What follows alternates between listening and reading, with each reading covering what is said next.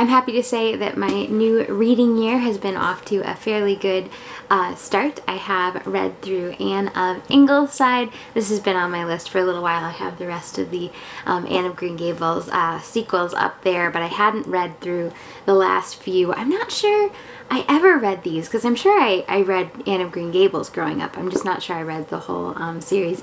But it's so wonderful to be able to see Anne as she's now completely grown up and married to Gilbert and has a family of 6 children. The children are very young. In fact, at least one of them, is there one baby born or 2 babies born in this book? It's such a delight, though, to see Anne taking care of her little ones and to revisit Prince Edward Island. You get those beautiful romantic descriptions that Lucy Maud Montgomery does so well.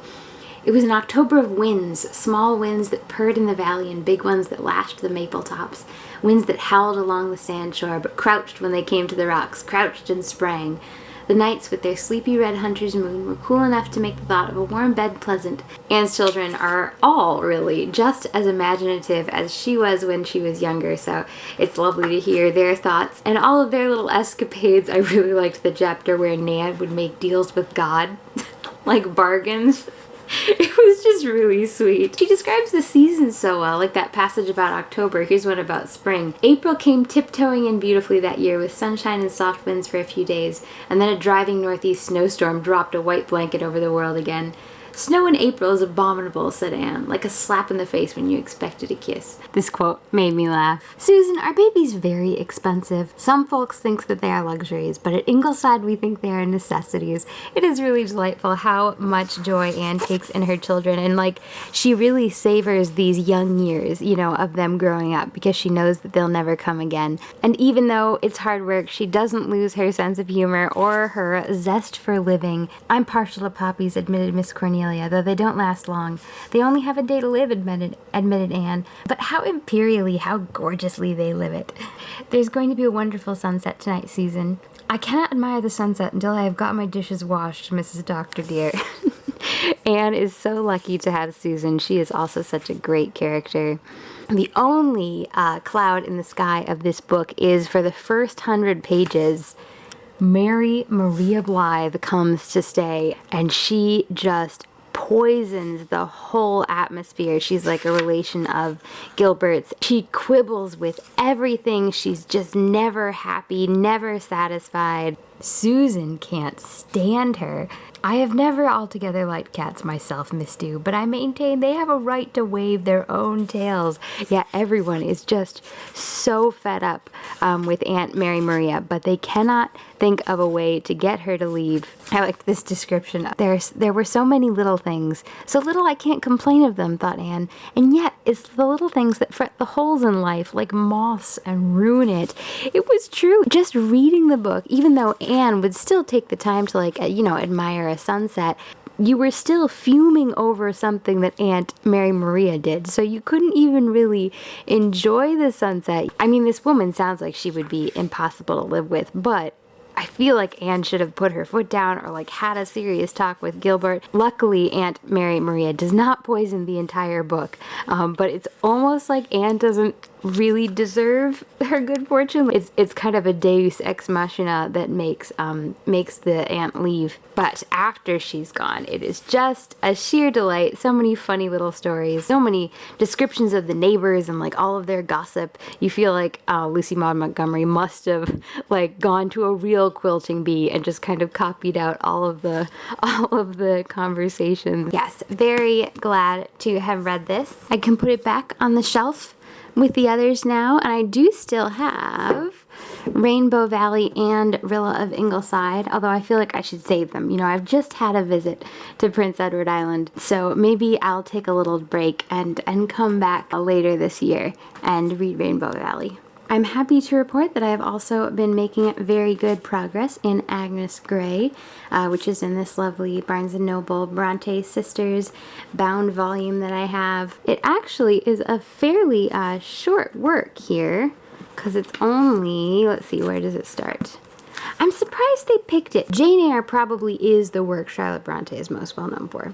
And again, Wuthering Heights, very famous work by Emily Bronte. But Anne Bronte, I feel like Tenant of Wildfeld Hall is a lot more well known, and I'm surprised they picked Agnes Grey. I wonder if they didn't have enough room left in the binding and it was easier to do, yeah, because that's Agnes Grey right there, to do a shorter work. Maybe Tenant of Wildfeld Hall is longer and they couldn't squeeze it in. I've tried reading this before.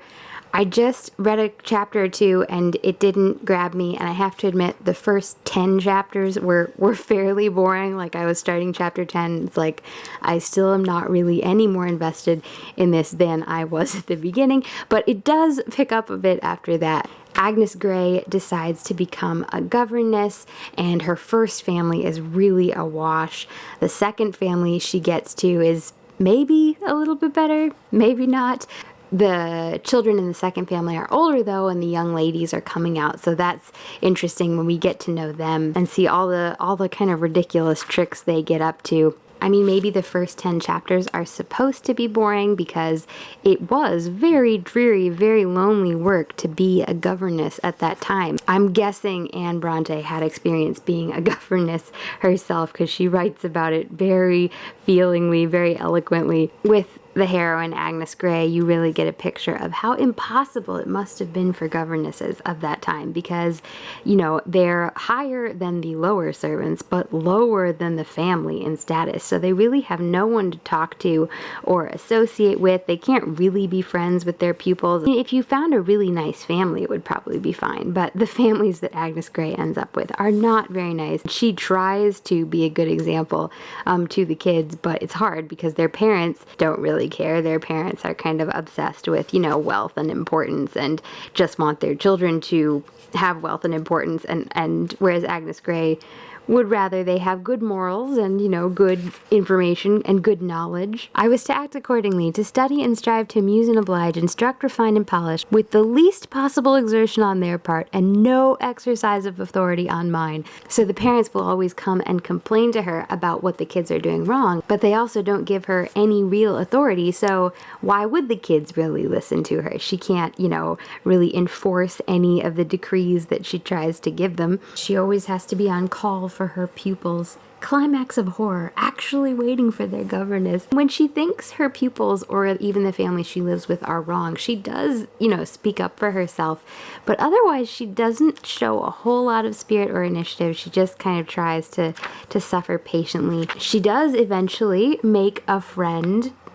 I was glad to see that all the world was not made up of Bloomfields, Murrays, Hatfields, Ashbys, etc., and that human excellence was not a mere dream of the imagination. So the rector, Mr. Weston, becomes her friend. There was one part where she was like, I know that you probably skipped over this chapter, like talking to the reader. There is sometimes a bit of a chip on her shoulder, almost towards the reader. I mean, maybe because she can't ever speak back to her employers. It's told in the first person.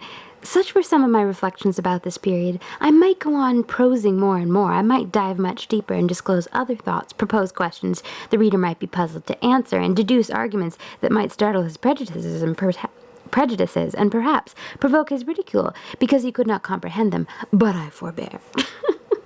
I don't know if this stylistically was just maybe typical of the period, or if she had an editor who made her cut down on things that she liked, and so she left in little sort of vindictive asides like that. But there are a couple times when she's like, well, I won't bore you with these details. Unfortunately, in spite of all the details she didn't bore us with, the language did come across to me as quite heavy and wordy. I mean, it sounds impressive, you know, uses a lot of sort of elegant phrases, but they came across as rather heavy. It's funny because Jane Austen, to me, comes across as very light. I think partly because there's so much humor behind her language. I don't think this is going to be one of my favorite Brontes or one that I'll need to read again, but I am glad that I read it. It's been enjoyable.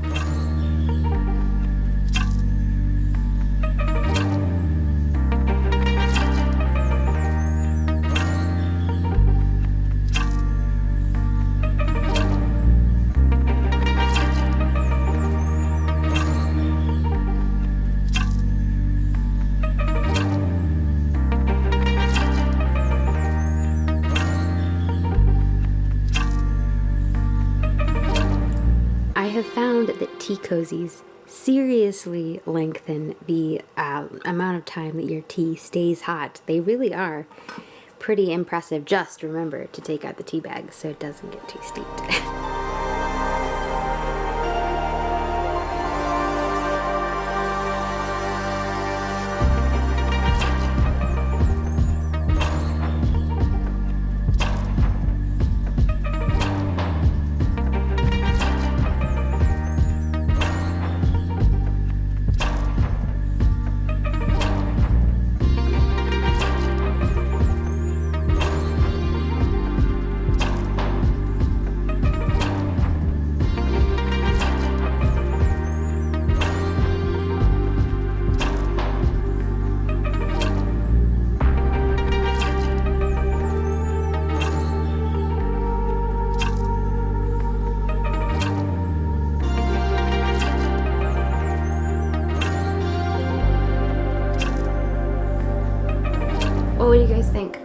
some new glasses this month. They're actually Vera Bradley.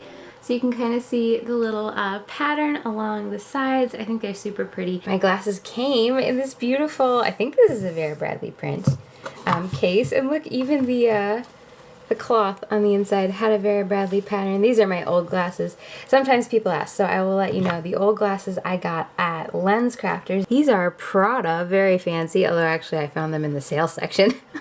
That was why I bought them. I'm sure I'll still be wearing these too.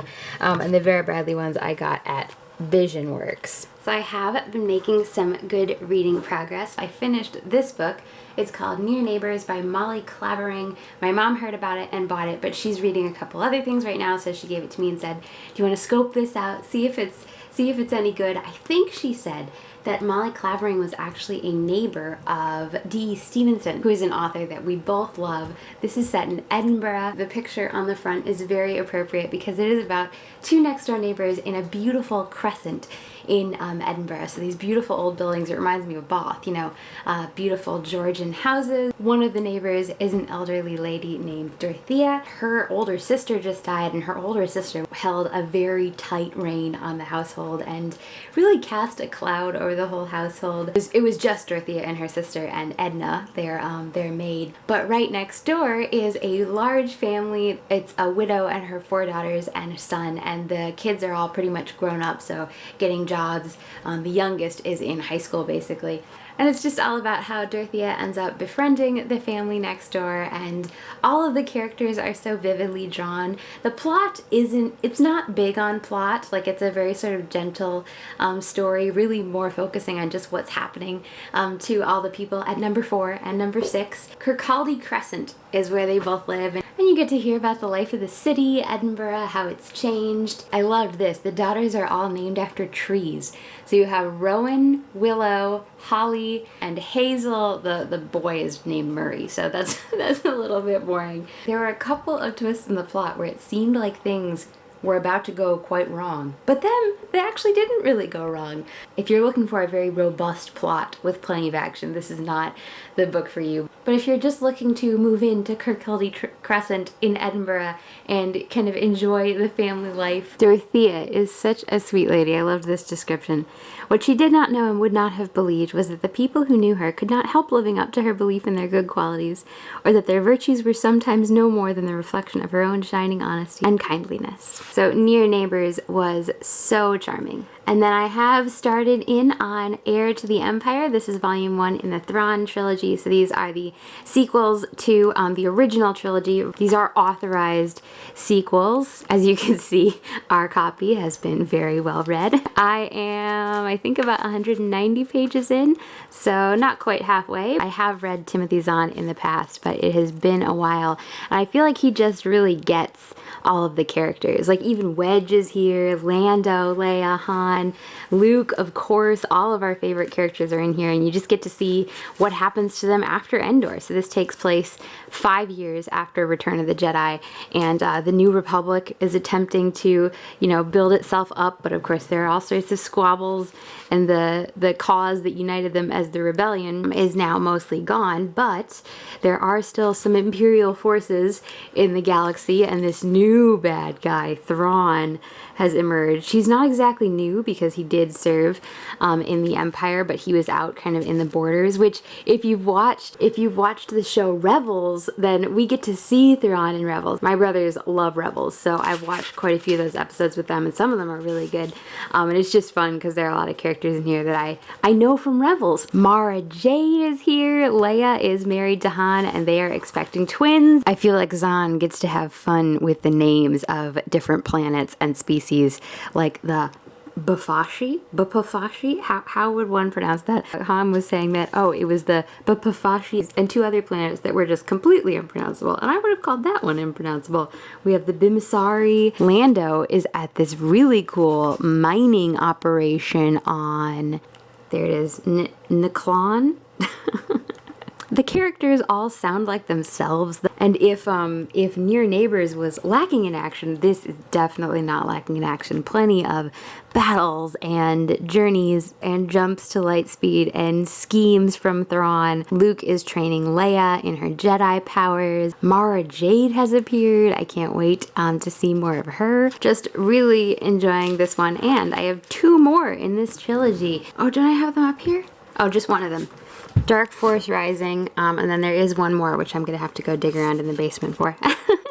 This is my new TBR section of my bookshelves, which if you caught my bookshelf rearranging video, then you'll have seen me getting things reorganized. But ironically, the book that I'm thinking of starting next is not here.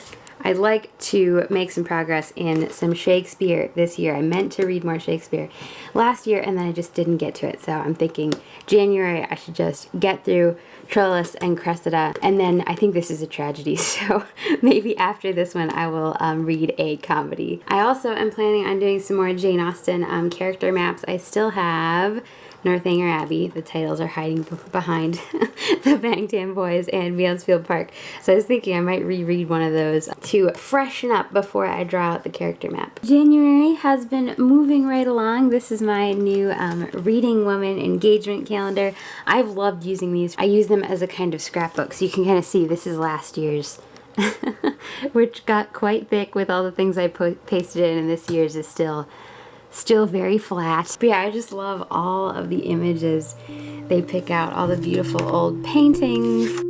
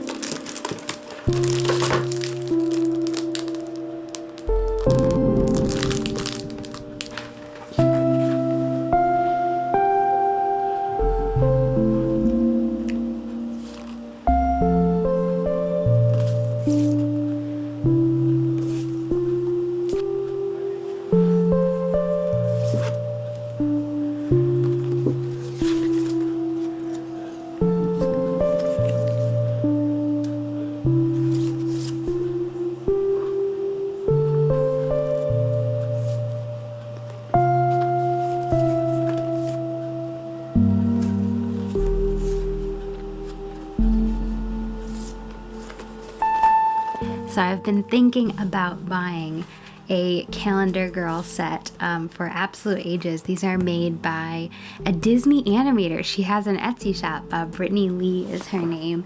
And there is an actual little Calendar Girl that you can buy separately, but they sell out like instantaneously. And unfortunately, I was not quick enough. So I'm just going to draw myself a little Calendar Girl. The actual Calendar Girls are kind of made of wood, and they're sort of like two-toned. So I'm thinking I'll go for the same style, and then hopefully in the future I'll be able to actually buy a real one. Okay, so let's see.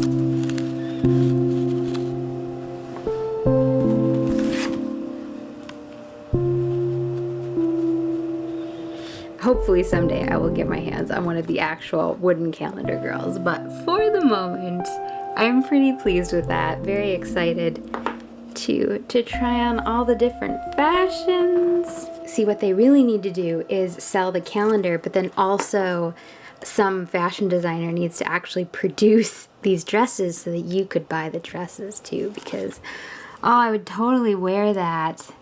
We made banana bread today, and I still have some of my Christmas advent calendar bon maman jams to put on it.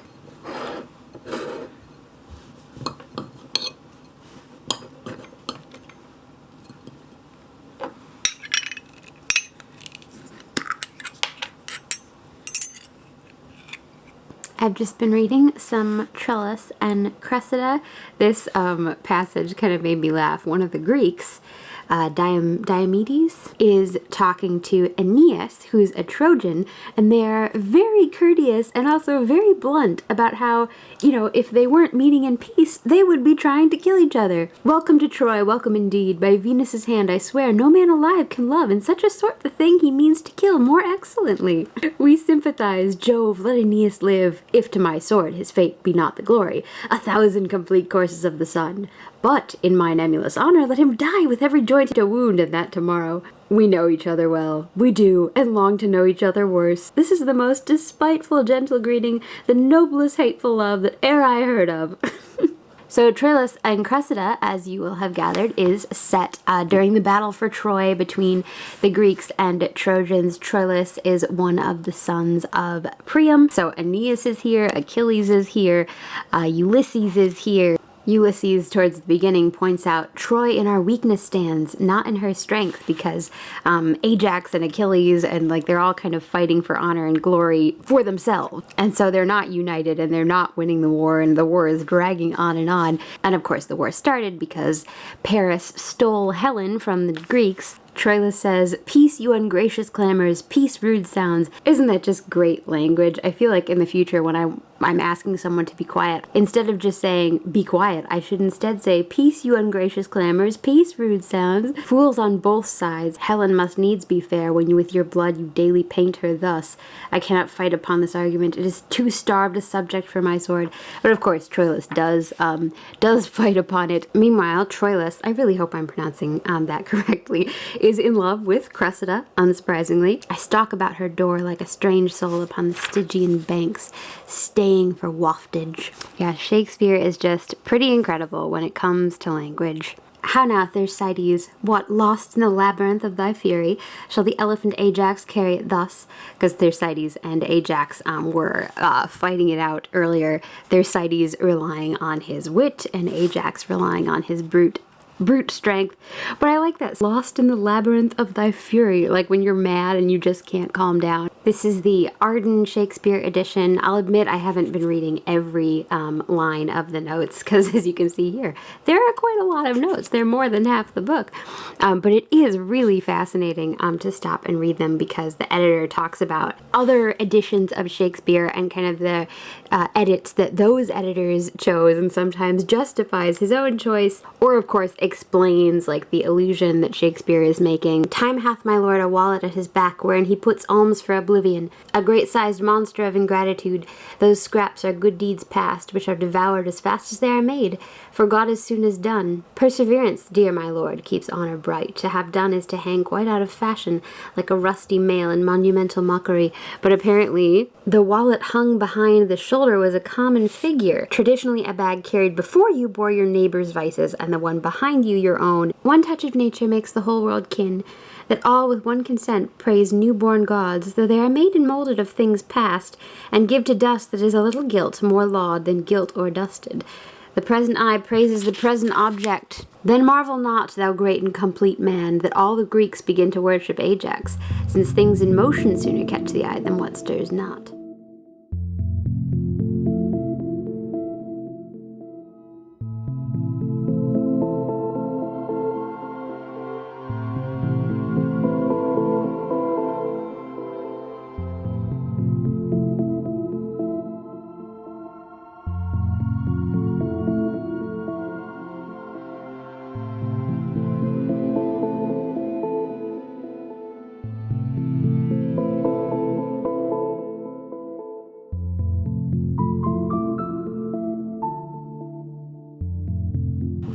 So last month I posted a skincare update video about what I've been using, and some of you guys in the comments mentioned that you like these Mediheal face masks, and BTS did a collaboration with this brand Mediheal, so I decided to order some of the face masks. Apparently they come with photo cards.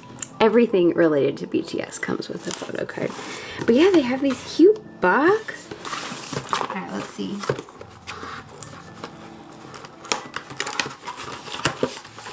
Ooh. Yeah, so this has the ampoule mask. I think each of these has 2 sets of masks. So definitely I'll have a nice supply. Ooh, look at this. Let's see. Oh, it's an envelope. Look at this. That's fun. Wow, you get a ton of postcards. So this one is the NMF. I'm not exactly sure how these are different. I like that they have the BTS logo on them though.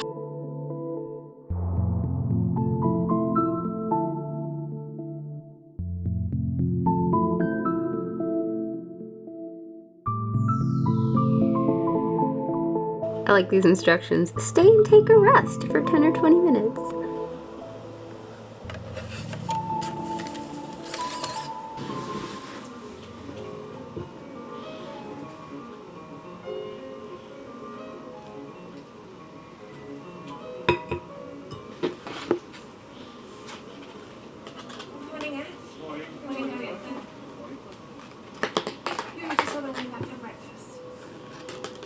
She'll join you.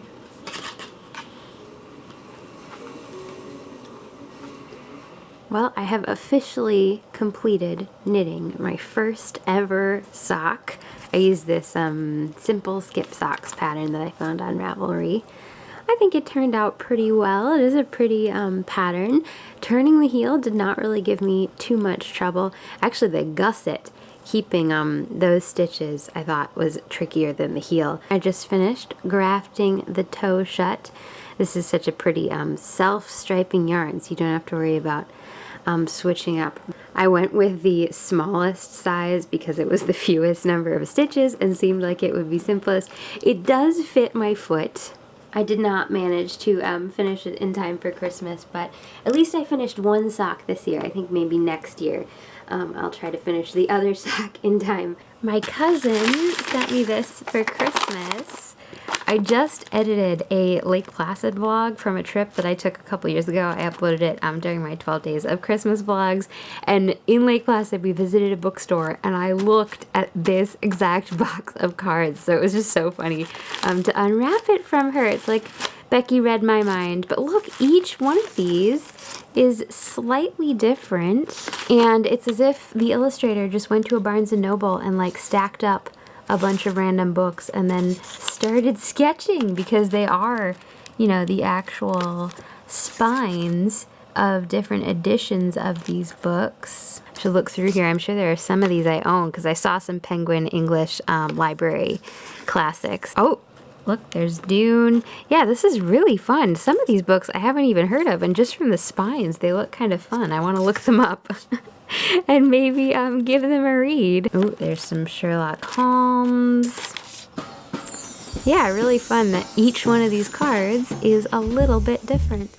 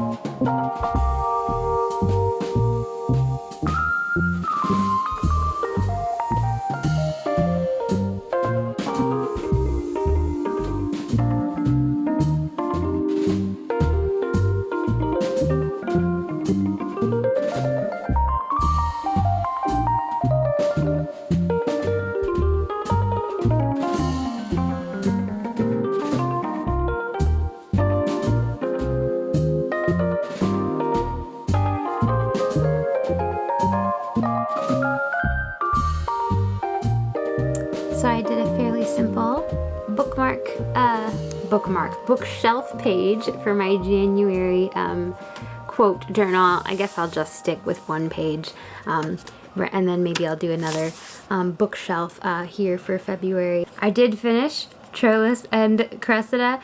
It's apparently known as one of Shakespeare's problem plays, and I can kind of see why. I don't think it's necessarily one of his finest works. I mean, there were plenty of great quotes, but the plot of it was a little unusual. Cressida, man, was kind of the worst. Spoiler warning, it basically ended with Achilles killing Hector. Hector has been out battling all day long and has sat down to catch his breath and has like put down his sword, and Achilles comes up with a gang of thugs and basically jumps Hector. And that's like the end of Hector. He's like just stabbed with spears. I mean, I knew Achilles wasn't great, but I didn't know he'd stoop that low. The morals of both Greeks and Trojans leave much to be desired, but luckily Shakespeare's more body language goes mostly over my head, so I can just enjoy the beautiful writing. I did, of course, finish Heir to the Empire. I enjoyed it so much. Next month, I'm sure I will get started on the second in the Thrawn trilogy. I'm a little anxious about Akbar, actually, from the end of Heir to the Empire. I won't give you any spoilers, so I won't tell you exactly what happened, but I will tell you, he wasn't thrown ignominiously, is that how you pronounce that word? Out a spaceship window, leading to an untimely and unremarked death. So I'm hoping we'll get to see more of Leia developing her Jedi powers in the second book, because I loved just hearing a little bit of her learning to use the Force. This is a quote. Leia says, "I suppose that's one of the things I'm going to have to get used to, letting the Force move me around." Well, friends, we've reached the end of the month. I do have a few last books to catch you up on. I managed to get the memoirs of Lady Hyegang, which I've mentioned in past reading vlogs. I had it as a PDF on my computer, and I managed to get it on my Kindle. One of you guys actually suggested in the comments that it wasn't too difficult, and so I looked it up.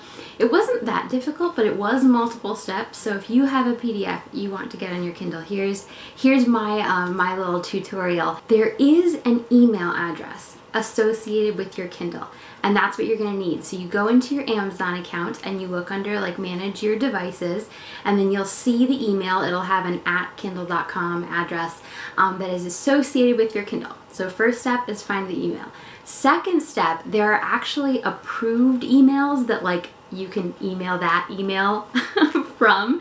I think it's under like your document settings. So you go in there, add the, maybe it's a Gmail account, add the email you're going to be sending the PDF from as an approved email. Then you actually attach the PDF to the email, send it to the kindle.com address, and then one last step, still on Amazon.com, like under your manage your device settings, you'll see the PDF is like pending, and you have to approve it like to send it through finally to your Kindle. Your Kindle obviously needs to be connected to Wi-Fi, and then you will find it in the documents section of your Kindle. Okay, my battery ran out. Let's see. Where was I? So I managed to get the Memoirs of Lady Hyegang on my Kindle, and as soon as I had it in a more readable format, I got through it so quickly. I think I just read it over the course of a weekend because I found it so absorbing, so fascinating. It was also very upsetting, which I kind of knew it would be because I knew sort of an overview of Lady Hyegyang's life before I read the memoirs. The memoirs are basically 4 different documents written at 4 different times for 4 slightly different audiences.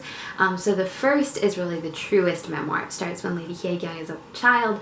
She's writing it in first person, so just record of her life that she wrote for her nephew. The second 2 are basically memorials that she wrote to the king to kind of complain about different things.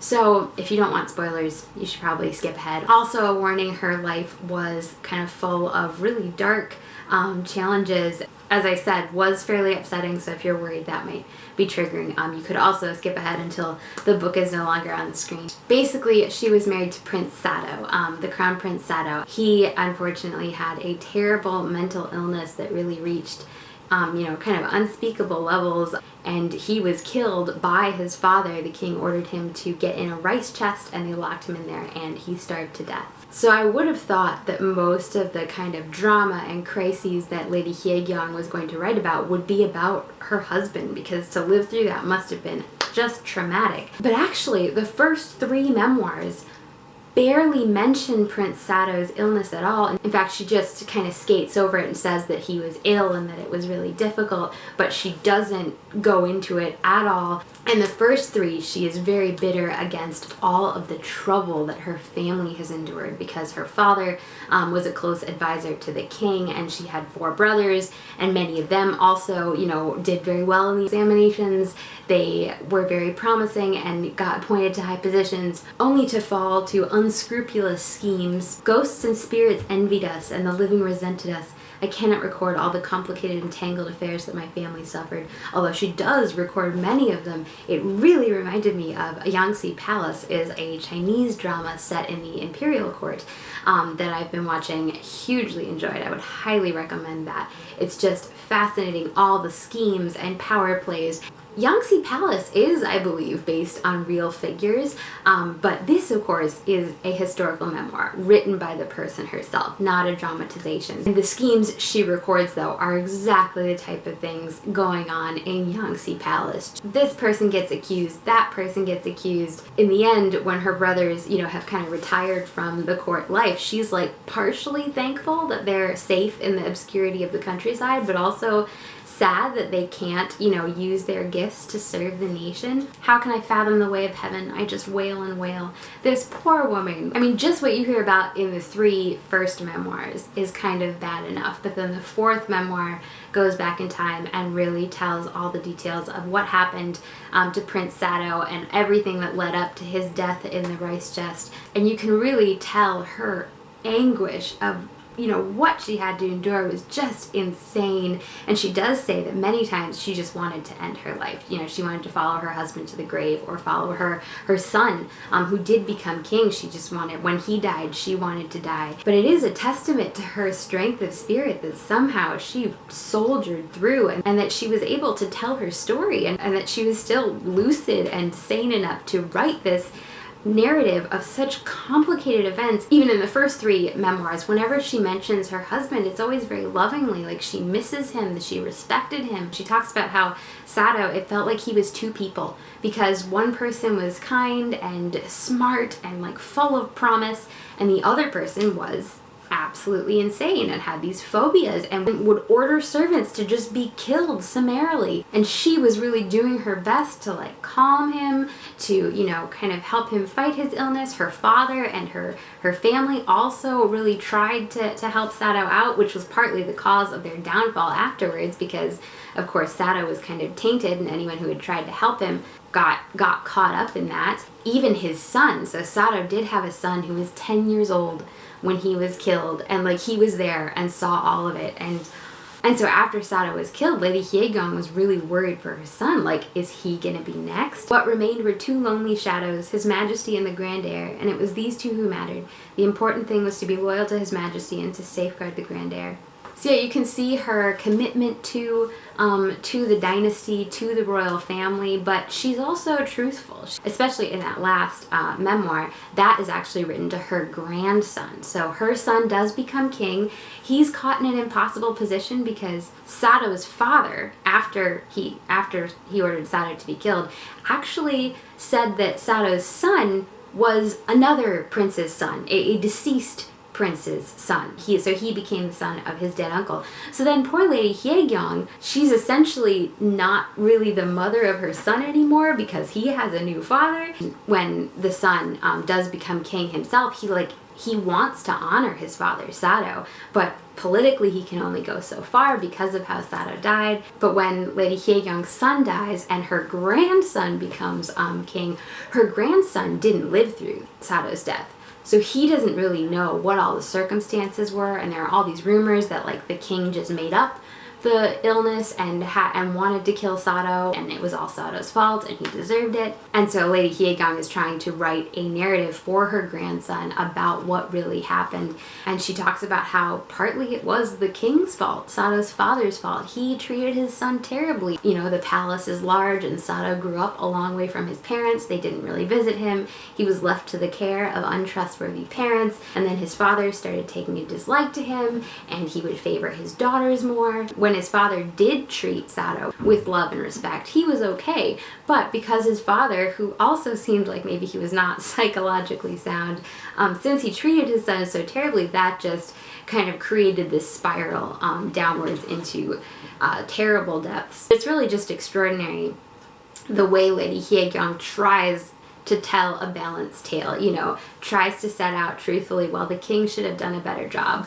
When Sato was ill, he was absolutely out of control, and like it was life or death. Like if he was willing to put on this suit of clothes, you know, if they had enough clothing that there would be one he could pick out that he would like and put on. Like it was literally a matter of life and death for her and for everyone around them, because his illness had just reached such extremes. So yeah, it's just kind of an extraordinary record written by an extraordinary woman. It was hard to keep track of who is who. Luckily there was a sort of character list at the front, and then also you know, some family trees at the back, so I kept scrolling forward or scrolling back to like remind myself, okay, who is this person? How are they related? I was definitely reeling a bit after finishing that and needed something lighter, so I picked up Mike and Smith by P.G. Wodehouse. I just finished rereading this. You might have heard me talk about Smith in the past. He is one of my absolute favorite P.G. Wodehouse characters. This is chronologically the first time we meet him. He's actually at school with his best friend Mike. So Mike used to go to a school called Workin, and Smith used to go to Eton, but both of them were sent down and now are at Sedley, which is like kind of a much lower tier school. You can tell what Smith is like just by his name. The P, you see, is silent, and he put it there himself. If you ever have occasion to write me, would you mind sticking a P at the beginning of the name? P-S-M-I-T-H. See? There are too many Smiths, and I don't care for Smythe. My father's content to worry along in the old-fashioned way, but I've decided to strike out a fresh line. I shall found a new dynasty. The resolve came to me unexpectedly this morning. I jotted it on the back of an envelope. In conversation, you may address me as Rupert, though I hope you won't, or simply Smith, the P not being sounded. CP the name Zabisco, in which the Z is given a similar miss in bulk. See? He also wears an eyeglass all the time and sometimes takes to dumping buckets of water on on his housemates' heads. Smith can just get out of any circumstance with ease and grace, and it's so delightful to watch his escapades. There is quite a bit of cricket in this book, although I feel like it's just the right amount of cricket. If you don't really understand the workings of cricket, which admittedly I do not, like it's okay, you'll still get the gist of the thing. You'll still enjoy the jokes. It had been a while since I reread this one, and it has also been a while since I last reread Leave It to Smith, which is probably the main Smith book. It takes place at Blandings Castle, so you get the whole Blandings crew in there too. So maybe I'll pick that one up next. Well, there you guys have it. I hope you guys enjoyed this January reading vlog. I've been thinking it might be fun to do like a Wodehouse read along, or maybe a Wodehouse live stream book club, like the couple of book club live streams I've done in the past. We could even try to set up some kind of like discussion. I sometimes enjoy going on the BTS Discord server, which is kind of like a chat room where you can chat about BTS. You guys will have to let me know if any of you use Discord or you think that would be a fun place to have maybe a Bookish Kingdom chat room. Let me know down in the comments, or if there's another app that you like to use. I've really moved away from the kind of main social media platforms. I almost never go on Twitter anymore. BTS is really the only reason I still have a Twitter account, because they are active on Twitter, so I like to see what they're up to. Instagram, similarly, I do sometimes still go on there, and like I sometimes miss hearing from people, and I did like, you know, being able to chat via DM, but I don't know, I just feel like my quality of life is higher when Instagram is not installed on my phone, when, you know, I'm not even tempted to go on scrolling. I feel like YouTube is really my home and is the platform I prefer, and like when I go on YouTube, like it enhances my day. It doesn't detract from my day. Sometimes social media can detract from your day, so I think it's good to kind of figure out, okay, which platforms are going to be the good ones for me. One thing I really like about YouTube is that there is a way for you to go and see chronologically everything that everyone you subscribe to has posted. So you don't have to just rely on the homepage or the suggested videos or the algorithm. I mean, I think there can be mishaps in there too where things get left out, but generally speaking, that will show you everyone you have chosen to subscribe to everyone who has posted in the order it's been posted. And like Facebook and Instagram, I don't think there's even a way to do that. Like they choose what they're gonna pick and show you from the people you follow. YouTube also is not ideal. I know I've often felt frustrated that the algorithm really favors channels that post the same type of content. And I really like to post different types of content. And I think very highly of my subscribers. I think that maybe if you don't like Animal Crossing, you'll just skip the Animal Crossing videos and you'll check in with me another week if I post something bookish, or if you prefer the Disney videos, like you'll just click on those and you don't have to watch every single video I post. But unfortunately the YouTube algorithm, when a subscriber doesn't watch every video you post, they start thinking, oh, they don't want to see anything from you anymore, so they just don't show them anything, which is kind of frustrating because I sometimes feel like, well, I have this many subscribers, but YouTube isn't really showing any of my videos because I post too many different things. Yes, the woes of social media. I always feel like it's silly to complain about the algorithm in a video though, because all of you watching actually made it here. Like, great job. Maybe the algorithm helped you to get here. But anyway, if there's some other app or some other place, maybe Discord, maybe something else that could be fun as a place to chat. We could chat about books or Animal Crossing. I think you could do that on Discord, have like different chat rooms in the same server. So yes, just an idea. If you have any thoughts on that, leave them in the comments down below. If you have any books that you've been enjoying reading this month, I always get so many good inspirations from you guys. I'd love to hear about them. Don't forget to give this video a thumbs up. That helps in the algorithm. See, I should have said that at the beginning of the video though, because I think that like you have to get the thumbs up at the beginning of the video. I don't know. See, I try not to worry about these things too much. I hope January was a wonderful month for you. I'll talk to you again soon, and until then, I hope you have a magical and a bookish day. Bye guys!